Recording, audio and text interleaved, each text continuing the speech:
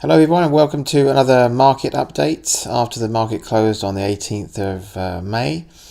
Here's where we check in with the long-term trend and short-term trend of the stock market so we can align our investments and our short-term trades.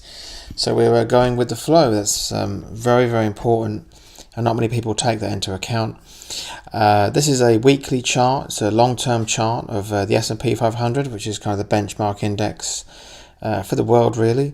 Goes back for a few years now, as you can see along the bottom. There's the time up to 2018, and each little up and down is a week of action, and it's smoothed out by this moving average here, which is over 40 week. What was the average? And over 70 weeks, what was the average?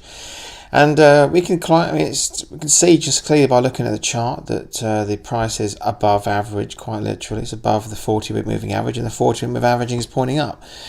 And everything else is looking fine, and that is what a bull market looks like.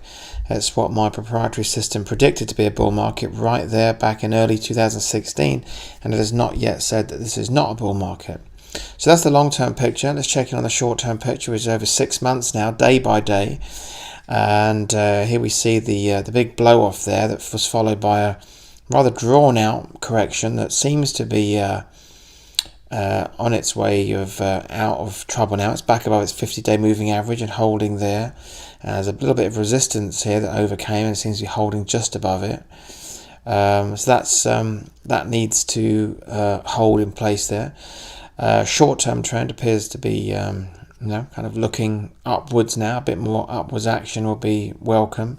Let's just check around. I'd like to look at other things as well. Make sure we've got comparisons here. This is all of the exchanges in together, the New York Composite, and there it is, a very similar picture. There's the Nasdaq.